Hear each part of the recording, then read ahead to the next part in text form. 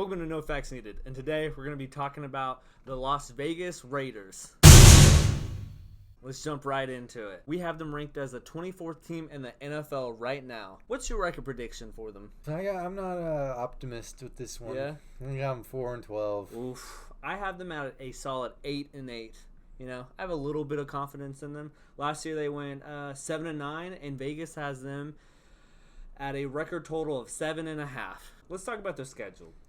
Their schedule is extremely hard. Mm-hmm. Their own division is hard. I mean, they got the Broncos, Chiefs, and Chargers. They also play the NFC South, which is definitely the hardest division with the Saints, Falcons, Bucks, and Panthers. And then they play the AFC East, which is kind of hard. They got the Pats and the Bills. And then two extra teams they play are the Colts and the Browns. I think the Raiders overachieved last year. Mm-hmm.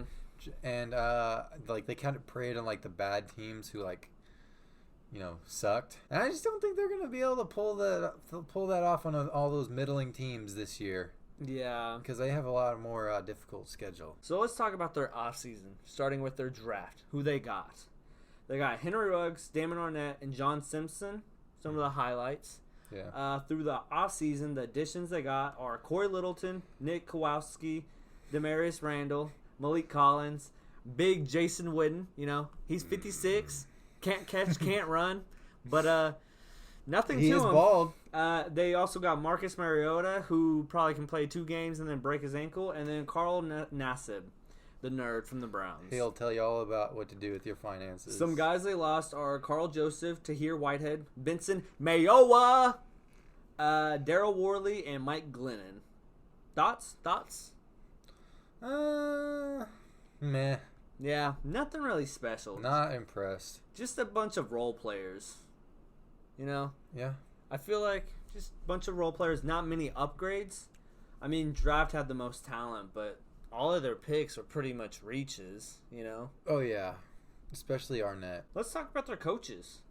John Gruden. Knock on the table if you're with me. Yeah. Chucky gets really mad. I'd say he's a pretty good coach. Do you remember that part of Hard Knocks last year where he was driving with the offensive coordinator from last year at 4 a.m.? Oh, well, he fired him after this year. Let's talk about their positions and the players playing on the field. Number 1, the lowly Derek Carr. Last year at 70% completion, 4,000 yards, 21 touchdowns, and 8 interceptions. All right numbers. Sure. Definitely overpaid. One thing I'd like to say about him is that I think he's about his peak right now. What you're seeing with him last year is what you're going to get with him this year. Not much improvement, but he should stay about the same. Yeah. What would you grade this? Like a C. Really? C for Carr. I gave them a B, just because, Mariota, he's there too. Also, Derek Carr only averaged 3.8 air yards per attempt in 2019, which, spoiler alert, is not a lot. And he also had 2,000 of his yards that came after the catch. Yeah. Not that he's bad or anything, just he's not that good.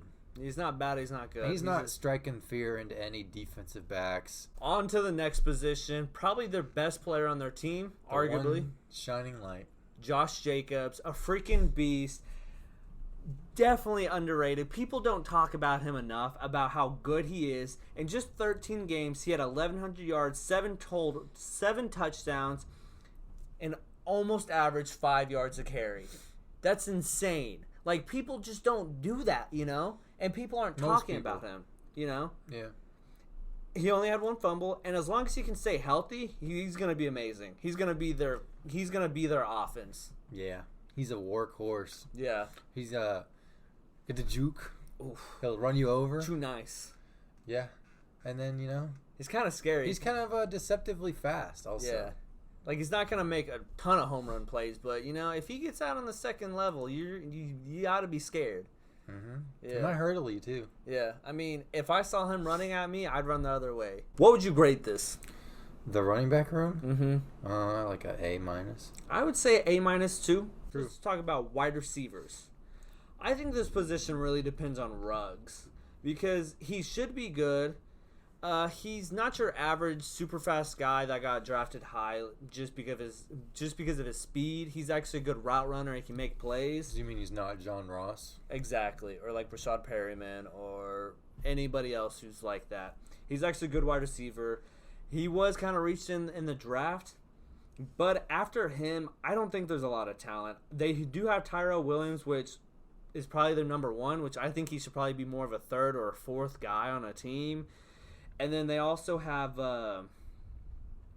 Nelson Aguilar, Hunter Renfrow, just a lot of guys who like are there, but don't really do a lot. Yeah, they have like 3 deep threats: Aguilar, Ruggs, and Williams. For a quarterback that doesn't throw deep. Yeah, and then I mean they have Hunter Renfrow, who's perfect. Yeah. You know, slot monster. But yeah, I mean, it would just make way more sense if you had like a real number one, like Jerry Jeudy, or CeeDee Lamb. I really don't see Henry Ruggs being a number one. At most, I think he's gonna be amazing number two, but I don't think he'll ever be able to step up into that number one role. Yeah, you know. For that, I give them a C for their grade, but with Ruggs, it could go up to like a B minus B. Let's move on to tight ends.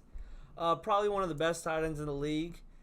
Just kidding. It's Darren Waller. He is a great tight end. Not on the Kittle or Kelsey level, and he'll probably never will be, but he's a reliable, and he's good when he gets the ball in his hands. I gave him a B+, but could definitely go up to A at the end of this year if he can keep improving. Let's move on to O-line. You talk about them. Their O-line's actually pretty good. Mm-hmm. They have Rodney Hudson, probably the best center in the league now. Yeah. Richie Incognito, still might be 55. Still a good starter. Yeah. You know, even though a little bit of a questionable human being. They have Gabe Jackson. He's pretty solid as well. And then they have Trent Brown, who I did not think he was actually going to be that good coming from the Patriots, but dude is a wall up front. Yeah. So that's a plus. And then they have Colton Miller, who really hasn't been that good out of UCLA his whole career, but I mean, if he's your worst lineman, I feel like you'll take it. And then they even have some good depth. This is definitely their strongest unit as a whole. I graded them at a A-. They could probably be an A+, but they're really old, and some of these guys might just fall off at the face of the earth or get coronavirus and die. Let's move on to the D-line. You talk about them too. Kind of depressing unit. Very depressing. To be honest. I mean, Cleveland Farrell. So they got Maurice Hurst, PJ Hall, Jonathan Hankins, Malik Collins in the middle. All 4 of those guys honestly could start. I don't know who's gonna be. I'm sure they're gonna rotate in and out. But all those guys are solid, stopping the run. Malik Collins is a little bit of a better pass rusher. So, you know, that position's fine, you know. But their edge rush, like we're talking about with a lot of these teams who are at the bottom of the power rankings, they don't have one. So they drafted Cleveland Farrell, who had 4.5 sacks last year. 3.5 of those came against the Los Angeles Chargers, who, in case you didn't know, block no one. Yeah. So, is he actually good? Remains to be seen. Solid against the run as a rookie, but as a rusher, not really. Carl Nassib had a good year last year as well, but again, I don't know how much of that is actually him versus playing opposite of a guy in Shaq Barrett who had like 20 sacks last year.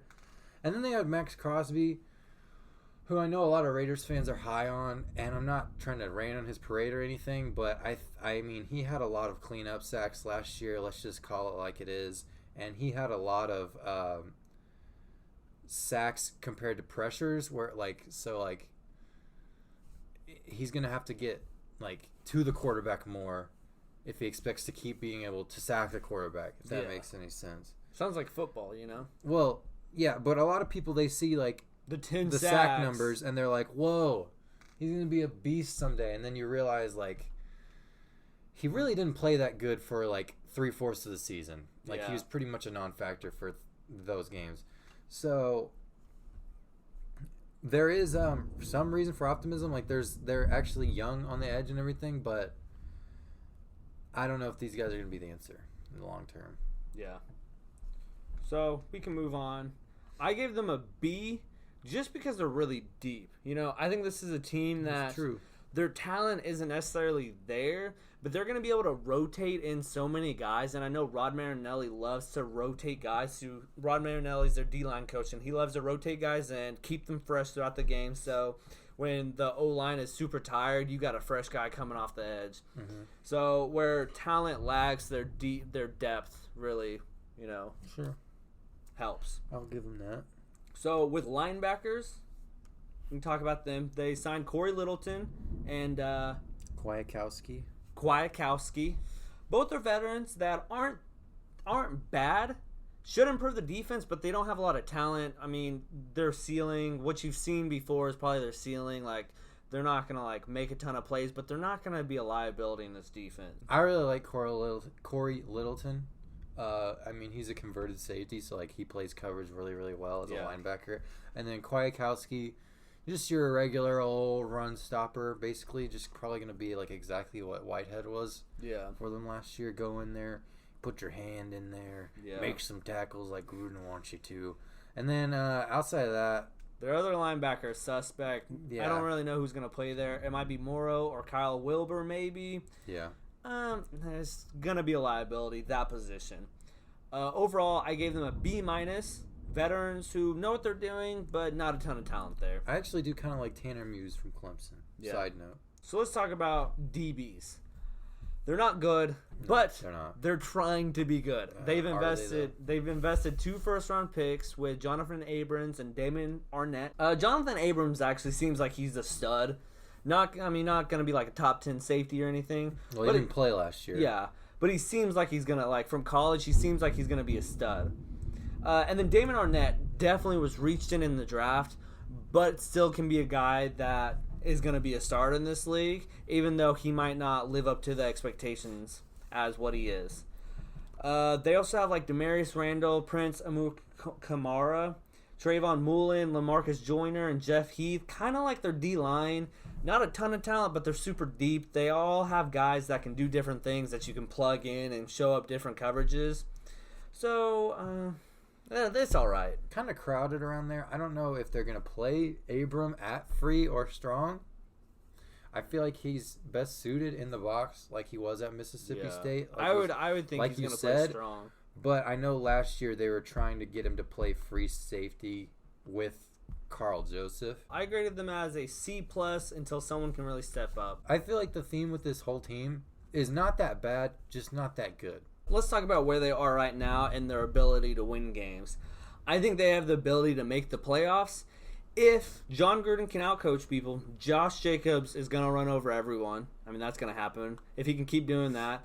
And some people step up on the defense.